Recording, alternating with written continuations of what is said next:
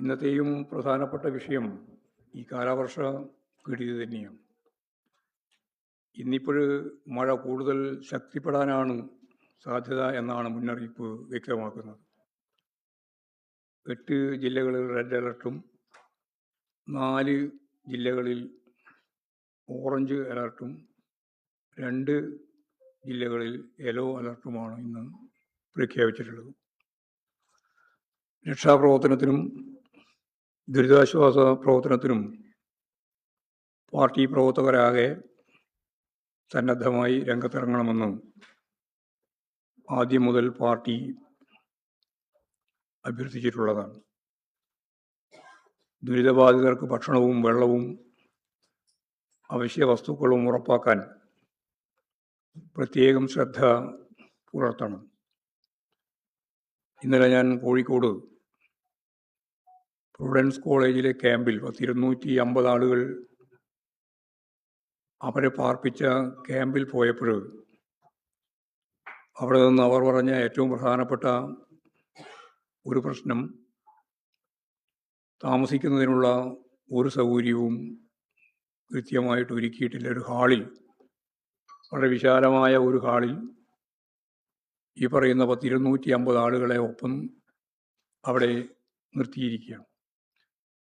കിടക്കുന്നതിനാവശ്യമായ രീതിയിലുള്ള എന്തെങ്കിലും സാധനങ്ങളോ അതുപോലെ തന്നെ ദൈനംദിന ആവശ്യങ്ങൾക്ക് വേണ്ടിയുള്ള ബ്രഷോ അതുപോലുള്ള കാര്യങ്ങൾ പോലും ഞങ്ങളെല്ലാവരും വീട്ടിൽ നിന്നിറങ്ങി ഇവിടെ എത്തിയതിന് ശേഷം ലഭിക്കുന്നില്ല എന്നുള്ള പരാതിയാണ് അവർ പറഞ്ഞത്.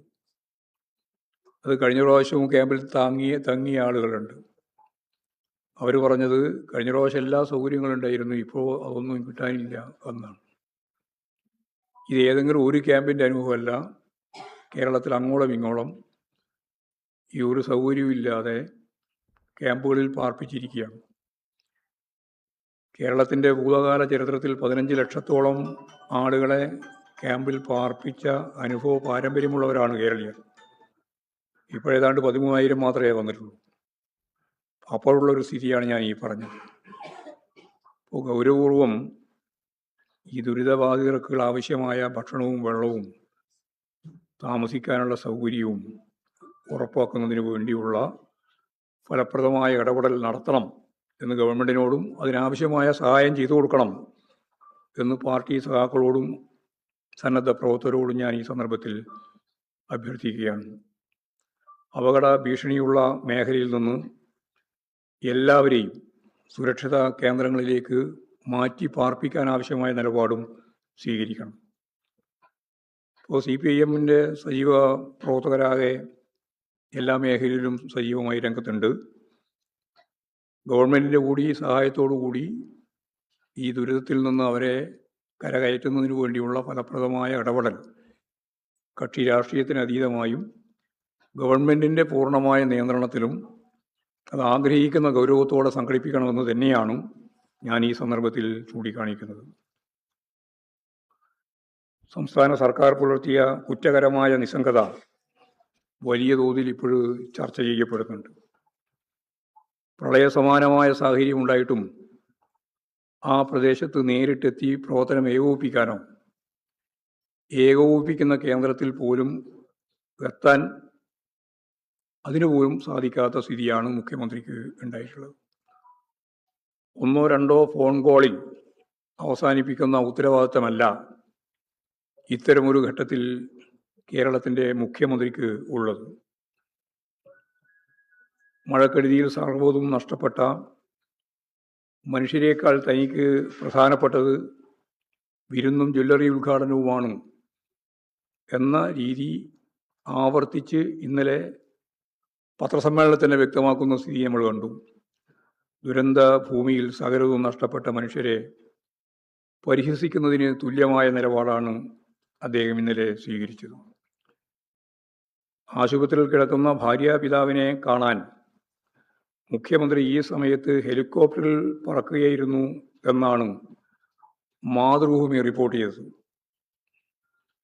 ഞാൻ മാതൃഭൂമി റിപ്പോർട്ട് ചെയ്തത് എന്ന് പറഞ്ഞത് ബോധപൂർവമാണ്. ദേശാഭിമാനിയോ കൈരളിയോ അല്ല റിപ്പോർട്ട് ചെയ്തത് ആദ്യം. കാരണം ദേശാഭിമാനിയോടും കൈരളിയോടുമാണ് പത്രസമ്മേളനത്തിൽ തട്ടിക്കയറിയത്.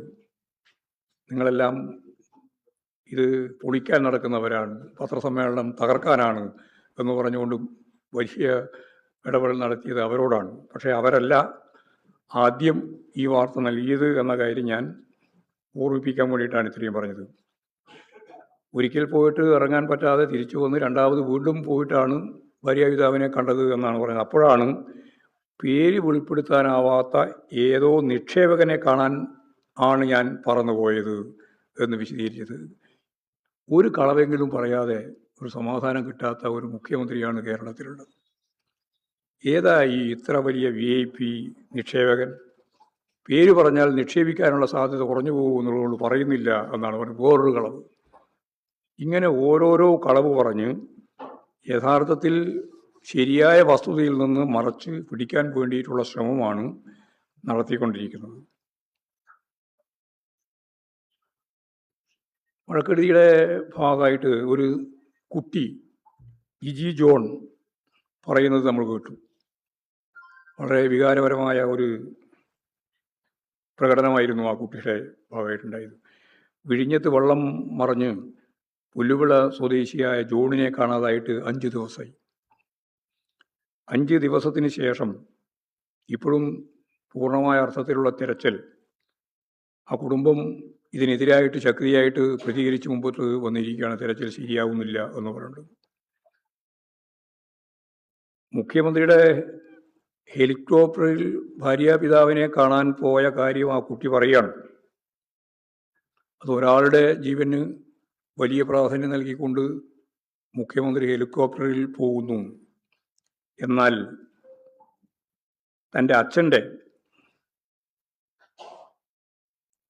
കാണാതായി പോയ എൻ്റെ അച്ഛനെ തിരിച്ചു കൊണ്ടുവരുന്നതിന് വേണ്ടിയുള്ള തിരച്ചിൽ നടത്താൻ വിസമ്മതിക്കുന്ന നിലയാണ് സ്വീകരിക്കുന്നത് എന്ന് ആ കുട്ടി പറയുകയാണ്. എന്നിട്ട് ചോദിക്കുകയാണ്, അപകടം മുഖ്യമന്ത്രിയുടെ വീട്ടിലായിരുന്നെങ്കിലോ എന്ന് പറഞ്ഞാൽ ഒരു മകളുടെ ചോദ്യം ഈ സർക്കാരിന് നേരെയുള്ള കണ്ണീര് കൊണ്ടുള്ള ഒരു കുറ്റപത്രമാണ് എന്ന് നമ്മൾ കാണണം. അതാണ് ജിജി ജോൺ എന്ന നേരത്തെ പറഞ്ഞ ജോണിൻ്റെ മകള് ചോദിച്ച കാര്യം. അപ്പോൾ പുറത്തു പറയാനാവാത്ത എന്ത് ഡീലടിസ്ഥാനപ്പെടുത്തിയിട്ടാണ് ഈ മുഖ്യമന്ത്രി ഹെലികോപ്റ്ററുമായിട്ട് പോയി ഡീലുണ്ടാക്കിയത് എന്ന കാര്യം ഇപ്പോഴും പറയുന്നില്ല. അദ്ദേഹത്തിൻ്റെ ടൂർ പരിപാടിയിൽ ഇങ്ങനെയൊന്നും ഉണ്ടായിരുന്നില്ല എന്ന് മാധ്യമങ്ങൾ തന്നെ പുറത്ത് വാർത്തയായിട്ട് കൊണ്ടുവരികയും ചെയ്തിട്ടുണ്ട്. ഔദ്യോഗിക വാഹനങ്ങളുടെ റൂട്ട് പരിശോധിച്ചാലും അത്തരത്തിലുള്ള ഒരു VIP-യെയും ഒരു നിക്ഷേപകനെയും പരാമർശിക്കുന്നൊന്നും തന്നെ അതിലുമില്ല. നേരത്തെ ആര്യാടൻ മുഹമ്മദിൻ്റെ ബന്ധുവിനെ കാണാൻ എന്ന് പറഞ്ഞാണ് അദാനിയെയും BJP നേതാക്കളെയും കാണാൻ വേണ്ടി ശ്രമിച്ചിട്ടുള്ള, അതിൽ ചാർട്ടേഡ് വിമാനം തന്നെയാണ് പോയിട്ടുള്ളത് എന്ന് വ്യക്തമാക്കപ്പെട്ടിട്ടുണ്ട്. അന്ന് ചാർട്ടേഡ് വിമാനമായിരുന്നെങ്കിൽ ഇന്ന് ഹെലികോപ്റ്ററാണെന്നുള്ള വ്യത്യാസം മാത്രമേ ഉള്ളൂ. കഴിഞ്ഞ സർക്കാരിൻ്റെ കാലത്ത് ഹെലികോപ്റ്റർ വാടകയ്ക്കെടുത്തപ്പോൾ ഇല്ലാ കഥകൾ ഇറക്കിയവരാണ് ഇപ്പോൾ പുതിയ വാദങ്ങളുമായി രംഗത്ത് ഇറങ്ങിയിട്ടുള്ളത്. കഴിഞ്ഞ സർക്കാരിൻ്റെ കാലത്ത് ജനങ്ങളുടെ ദുരിതങ്ങൾക്ക് പരിഹാരം കാണാനാണ് ഹെലികോപ്റ്റർ ഉപയോഗിച്ചത്. അല്ലാതെ ഏതെങ്കിലും സ്വകാര്യ ആവശ്യത്തിന് വേണ്ടി അന്ന് ഹെലികോപ്റ്റർ ഉപയോഗിച്ചിരുന്നേയില്ല. ഇന്ന് സ്വകാര്യ ആവശ്യത്തിന് വേണ്ടിയിട്ടാണ് ഇത് ഉപയോഗിച്ചിട്ടുള്ളത് എന്നുള്ളത് വളരെ ഗൗരവമുള്ള പ്രശ്നമാണ്.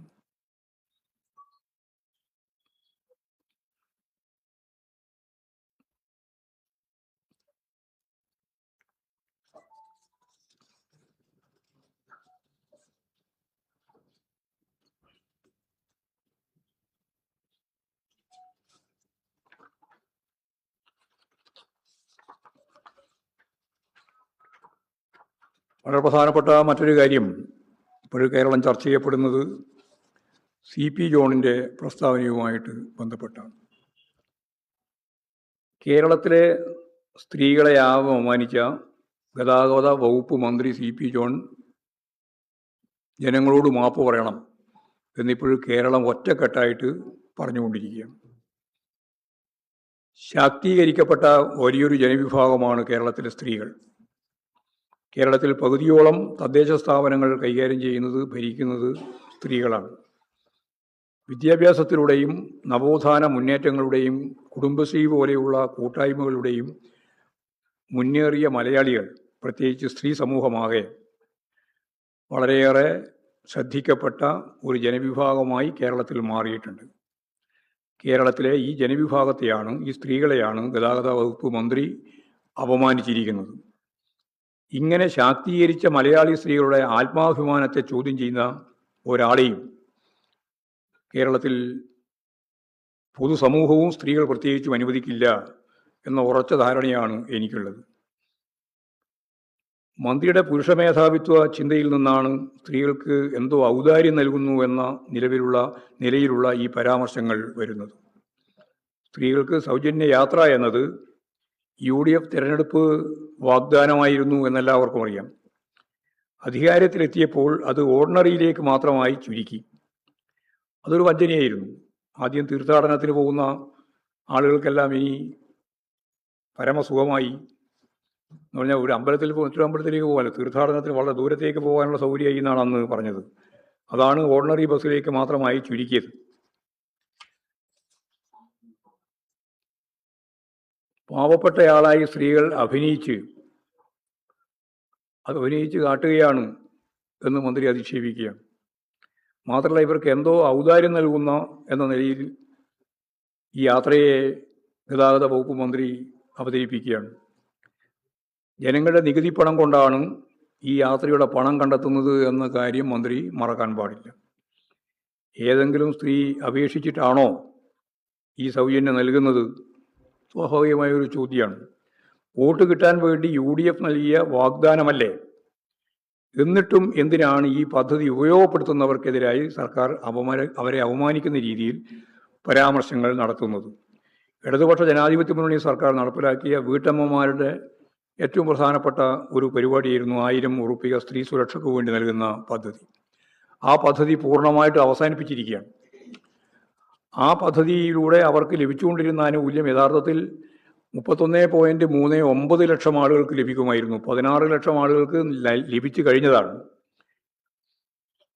അതിൻ്റെ ഭാഗമായിട്ടുള്ള ബാധ്യത ഇടതുപക്ഷ മുന്നണി ഗവൺമെൻറ് ഏറ്റെടുത്ത ഘട്ടത്തിൽ സ്ത്രീകൾക്ക് സൗജന്യ യാത്ര KSRTCയിൽ എന്ന് പറഞ്ഞുകൊണ്ട് ഞാൻ നേരത്തെ പറഞ്ഞതുപോലെ വ്യാമോഹം ഉണ്ടാക്കി വോട്ട് പിടിക്കാൻ വേണ്ടിയുള്ള ശ്രമമാണ് നടത്തിയത്.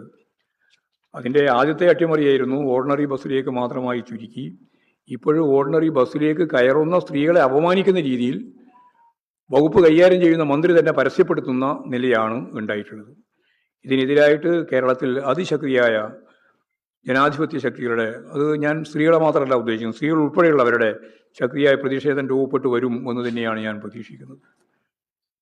അതേപോലെ തന്നെ സ്വകാര്യ ആശുപത്രികൾക്കും സ്ഥാപനങ്ങൾക്കും വേണ്ടിയാണ് മന്ത്രിയുടെ പരാമർശം. അത് വളരെ രസകരമായ ഒന്നാണ്. ആളുകൾ ആശുപത്രിയുടെ വരാന്തയിൽ അച്ഛനെയും അമ്മയെയും കൊണ്ടുപോയി ചികിത്സിക്കുന്നതിന് വേണ്ടി നിൽക്കുകയാണ് എന്നാണ്. എന്ന് പറഞ്ഞാൽ ഇപ്പോഴും ആശുപത്രിയുടെ വരാന്തയിലാണോ ചികിത്സ നടക്കുന്നത്? എല്ലാം ഒരുതരം അപമാനം സൃഷ്ടിക്കുന്ന നിലയാണ് ഉണ്ടാക്കുന്നത്.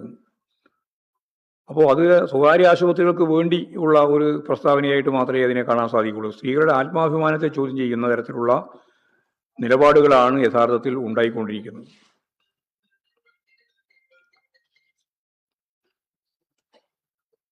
എല്ലാം സ്വകാര്യ മേഖലയ്ക്ക് തീരെഴുതി കൊടുക്കുന്ന സന്ദർഭത്തിൽ അതിൻ്റെ വക്താക്കളായിട്ടാണ് മാറിക്കൊണ്ടിരിക്കുന്നത്. വളരെ പ്രധാനപ്പെട്ട മറ്റൊരു കാര്യം, PM ശ്രീ പദ്ധതിയിൽ മാറ്റമില്ല എന്ന മുഖ്യമന്ത്രിയുടെ പരാമർശം എന്താണ് വ്യക്തമാക്കുന്നത്? അത് നേരത്തെ ഉണ്ടാക്കിയ ഡീലിൻ്റെ ഭാഗമാണ് എന്ന് തന്നെയാണ്. രാജ്യസഭയിൽ ലീഗ് MPയുടെ ചോദ്യത്തിന് കേന്ദ്ര സർക്കാർ നൽകിയ മറുപടിയിൽ കരാറിൽ നിന്നും പിന്മാറാം എന്ന് വ്യക്തമാക്കിയിരുന്നു എന്നത് നമ്മളെല്ലാം വായിച്ചതാണ്, കണ്ടതാണ്. അത് പകൽ വെളിച്ചം പോലെ മുഴുവൻ ആൾക്കും മനസ്സിലാക്കാൻ കഴിഞ്ഞതിന് ശേഷം തെറ്റായ ന്യായങ്ങൾ പറഞ്ഞ് പദ്ധതിയുമായി മുന്നോട്ടേക്ക് പോകാനാണ് മുഖ്യമന്ത്രി ശ്രമിക്കുന്നത്. തിരുവനന്തപുരം കോർപ്പറേഷന്റെ ഭാഗമായിട്ട് കൗൺസിലർ സുഗതന്റെ അവധി അത് അനുവദിക്കുന്നതുമായിട്ട് ബന്ധപ്പെട്ട സർക്കാർ നൽകിയ നിയമവിരുദ്ധമായ കത്തിൻ്റെ കാര്യത്തിലും ഇത് തന്നെയാണ് കാണുന്നത്.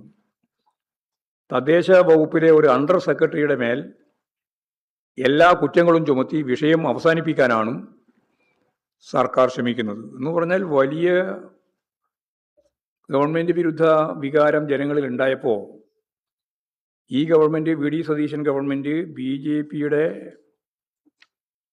അവർക്കാകെയുള്ള ഒരു കോർപ്പറേഷൻ്റെ ഭരണം നിലനിർത്താൻ വഴിവിട്ട നിലയിൽ പിന്തുണ നൽകുന്നു എന്ന ആക്ഷേപം ഉയർന്നു വന്നപ്പോൾ ഞാൻ ഈ പറഞ്ഞതുപോലെ എല്ലാവരെയും, അതായത് ആഭ്യന്തര വകുപ്പ് മന്ത്രി, തദ്ദേശ സ്വയംഭരണ വകുപ്പ് മന്ത്രി, പിന്നെ മുഖ്യമന്ത്രി, ഇവരെല്ലാം മാറ്റി നിർത്തി ഈ വിഷയത്തിൽ നിന്ന് അവരെയെല്ലാം ഒഴിവാക്കി ഒരാളുടെ പേരിൽ, ഞാൻ നേരത്തെ പറഞ്ഞതുപോലെ ഒരു അണ്ടർ സെക്രട്ടറിയുടെ മേലെ കുറ്റം ചുമത്തി രക്ഷപ്പെടാനാണ് ഇപ്പോൾ ശ്രമിക്കുന്നത്.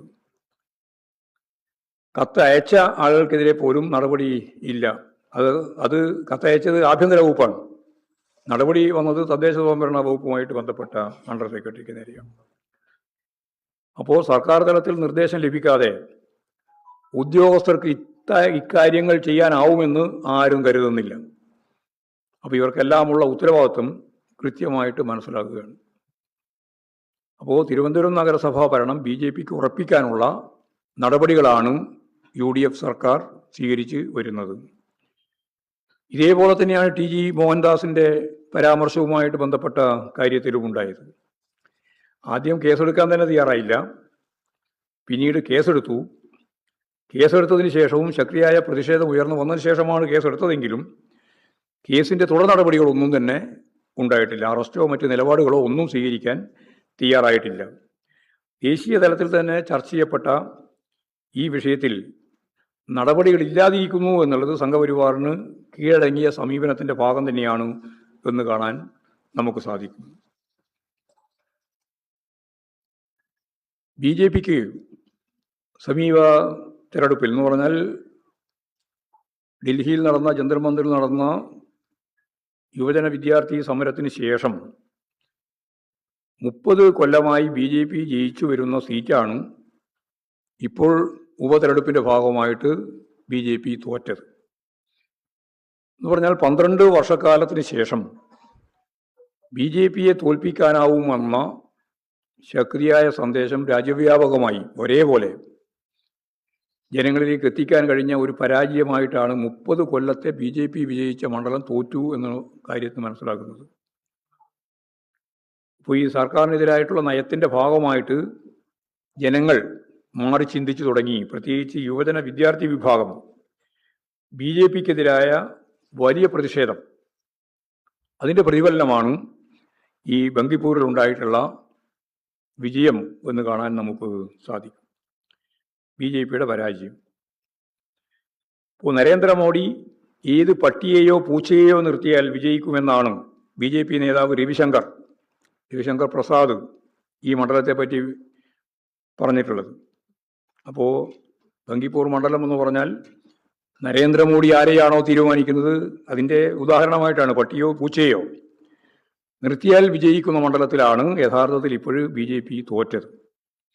അപ്പോൾ സ്വാഭാവികമായി BJPക്കെതിരായ നല്ല രീതിയിലുള്ള മുന്നേറ്റം രാജ്യവ്യാപകമായിട്ട് രൂപപ്പെട്ടു വരുന്നു. പ്രത്യേകിച്ച് യുവജന വിദ്യാർത്ഥി വിഭാഗങ്ങളിലും മറ്റു തൊഴിലാളികൾ ഉൾപ്പെടെയുള്ള, കൃഷിക്കാർ ഉൾപ്പെടെയുള്ള മേഖലയിലും എന്നുള്ള ഉദാഹരണങ്ങളായിട്ടാണ് ഇത് കാണാൻ കഴിയും.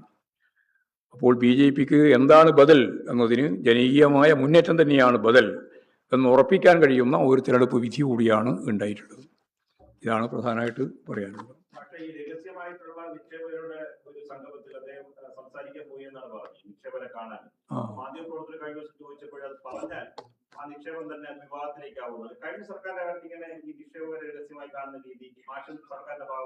ഉണ്ടായിരുന്നില്ലല്ലോ, എല്ലാവർക്കും അറിയാം. പകൽ വെളിച്ചം പോലെയല്ലേ അവരുടെ പ്രത്യേക സമ്മേളനങ്ങൾ വിളിച്ചു ചേർത്തിട്ടല്ലേ അവരുമായി ചർച്ച ചെയ്തത്. കൊച്ചിയിൽ 2 ദിവസം നീണ്ടു നിൽക്കുന്ന വലിയ സമ്മേളനത്തിലൂടെയാണ് ലക്ഷക്കണക്കിന് കോടി ഉറുപ്പിക നിക്ഷേപിക്കുന്നതുമായിട്ട് ബന്ധപ്പെട്ട ഓഫർ നമ്മൾ ശേഖരിച്ചത്. അപ്പോൾ ഇതൊക്കെ യഥാർത്ഥത്തിൽ കളവ് പറയുകയാണ്. അങ്ങനെ ഒരു ആരെയെങ്കിലും കണ്ടതായിട്ടുള്ള ഒരു തെളിവും നമ്മുടെ മുമ്പിലില്ല. എന്നിട്ട് ആരാണെന്ന് പറയുന്നുമില്ല. ഇനി പറഞ്ഞാൽ നിക്ഷേപം പോയി പോകുന്നതാണ് പറയുന്നത്. അതിന് യാതൊരു അടിസ്ഥാനമില്ലാത്ത തെറ്റായ പ്രചാരവേല മാത്രമാണത്.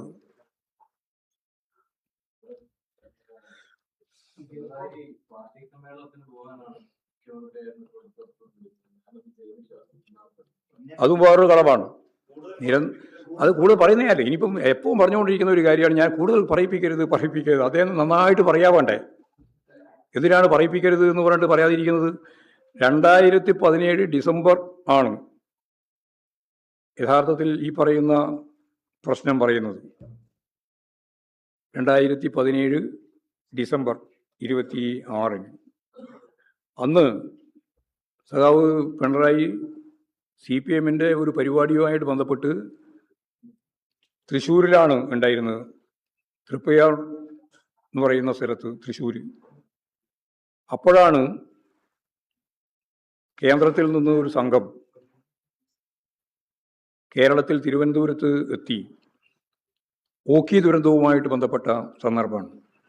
ആ ഓഖി ദുരന്തവുമായിട്ട് ബന്ധപ്പെട്ട കാര്യങ്ങൾ ചർച്ച ചെയ്യുന്നതിന് കേന്ദ്ര സംഘം തിരുവനന്തപുരത്ത് എത്തി എന്നുള്ള വിവരത്തെ അടിസ്ഥാനപ്പെടുത്തിയിട്ട് തൃശ്ശൂരിൽ തന്നെയുള്ള ഒരു ഹെലികോപ്റ്റർ ഉപയോഗിച്ച് തിരുവനന്തപുരത്ത് വരികയാണ് ചെയ്തത്.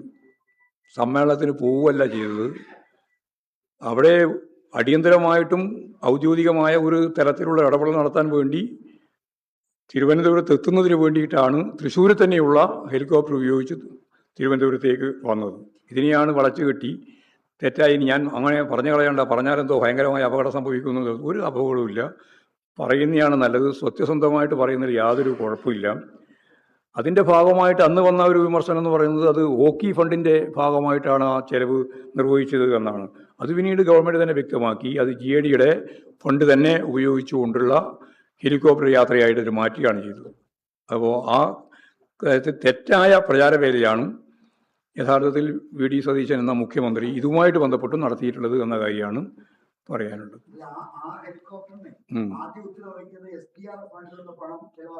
അല്ല, ആദ്യത്തേതല്ല, അത് തിരുത്തില്ല ഇത്.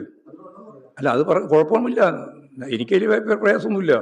അക്കൗണ്ട് ചെയ്തു എന്നുള്ളതല്ല ഞാൻ പറഞ്ഞത്. ഞാൻ അവസാനം പറഞ്ഞത് GAD ഫണ്ടിൽ നിന്ന് തന്നെ മാറ്റി തന്നെയാണ് കേട്ടാ. GAD ഫണ്ടിൽ തന്നെ പിന്നീട് കൊടുത്തു.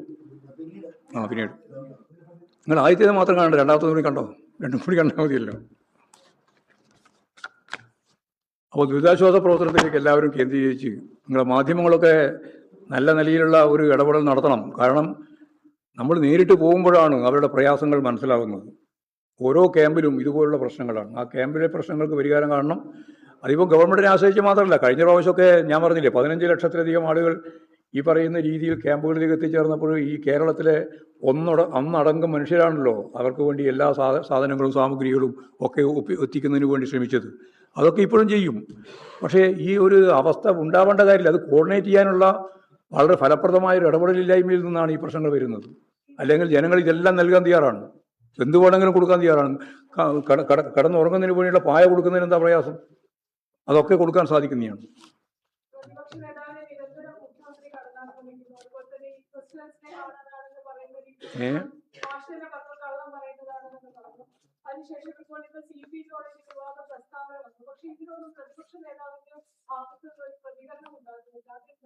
അല്ല, പ്രതിപക്ഷ നേതാവിൻ്റെ പ്രതികരണമല്ല ശരിക്കും വരും, ഇനിയും വരും, വന്നിട്ടുമുണ്ട്.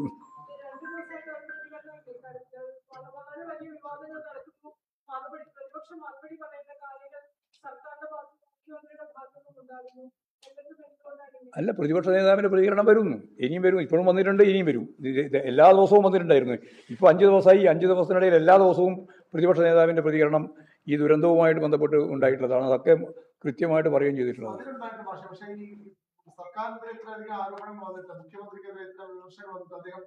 അല്ല, അദ്ദേഹം തന്നെ പ്രതികരിക്കണമെന്നില്ല, ഞങ്ങളെല്ലാം പ്രതികരിച്ചല്ലോ. ഇനിയും പ്രതികരിക്കാൻ ഇനി പ്രതിപക്ഷ നേതാവ് തന്നെ പ്രതികരിക്കണമെങ്കിൽ പ്രതിപക്ഷ നേതാവ് തന്നെ പ്രതികരിക്കുകയും ചെയ്യാം. അതിലൊന്നും പ്രതികരിക്കുന്നതിന് ഇപ്പോഴും പ്രയാസം ഒന്നുമില്ല, നമുക്കെല്ലാവർക്കും പ്രതികരിക്കാൻ പറ്റുന്നതാണ്. പിന്നെ പത്രങ്ങൾ തന്നെ കൃത്യമായ രീതിയിൽ ഇപ്പോഴും കാര്യങ്ങൾ അവതരിപ്പിക്കുന്നുണ്ട്.